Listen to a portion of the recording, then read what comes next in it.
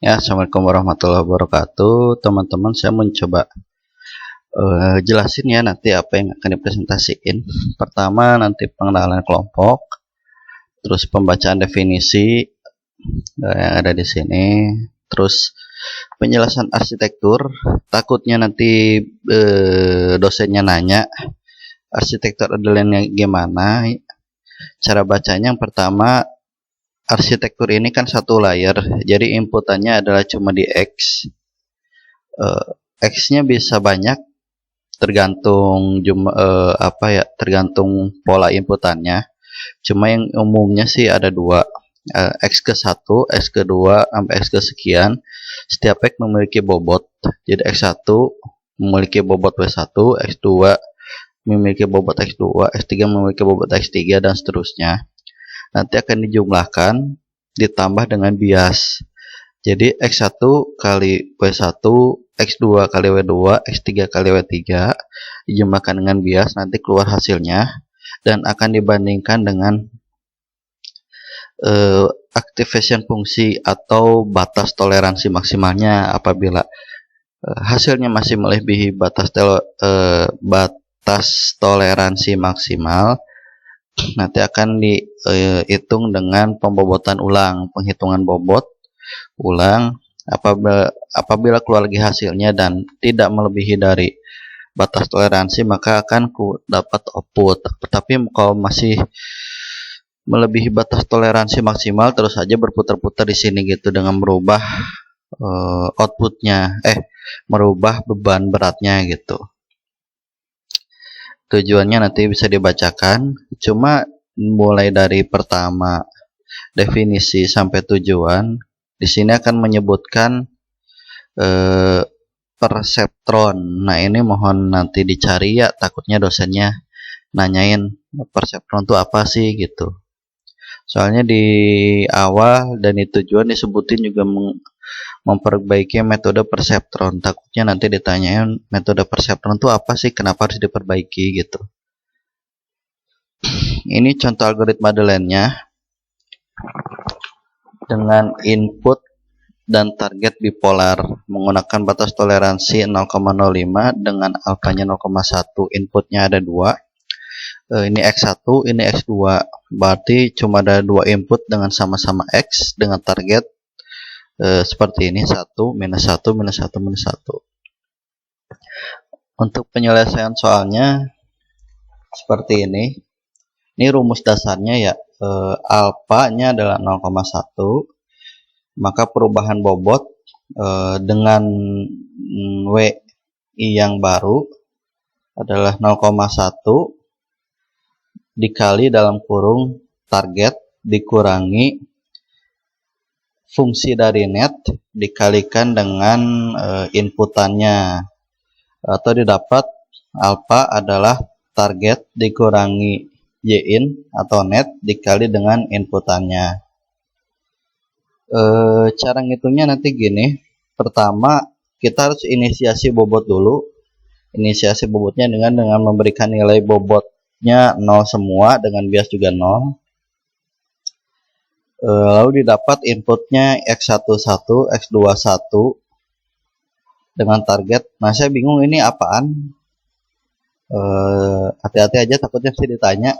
Saya nggak bisa jelasin ini apa. Dengan target 1, kita cari dulu Y-in-nya. Saya udah buatin rumus sih. X1-nya 1, W1-nya tadi masih 0, X2-nya 1, W2-nya masih 0 dengan base 0, maka Y-nya didapat adalah 0. Dengan target dikurangi Y-in 1, berarti ini targetnya 1 dikurangi 0 adalah 1. Maka didapat bobot yang baru. Rumusnya yang ini. Bobot lamanya adalah 0 dengan alfa 0,1, targetnya 1, Y-nya adalah 0 dengan XI 1, maka bobot yang baru adalah 0,1. Begitu juga bobot yang kedua, sama, begitu juga dengan bias.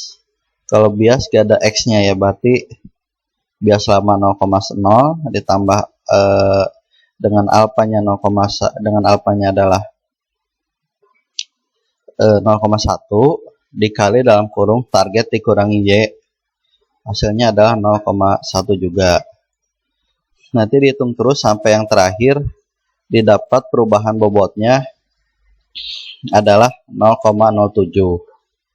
Ini perubahan bobot terakhir sebelum didapat bobot yang baru ya. Dicek karena masih melebihi batas toleransi yaitu 0,5 di sini. Maka dilanjutkan, dicari yang bobot yang baru didapat 0,18 dengan bobot kedua 0,16 dengan gas 0,2. Didapat dari mana? Kita coba inputkan. Bobot lama aja nah 0,11. 0,11 dengan inputan minus 1 dan bobot yang kedua adalah 0,09 dengan 0,09 dengan bobot minus 1 dan biasnya adalah minus 0,13 minus 0,13. Hasilnya adalah kok beda 0,11 0,9 minus, oh iya benar, Y-in adalah minus 0,33, salah lihat yang ini nih 0,33, maka targetnya adalah minus 1,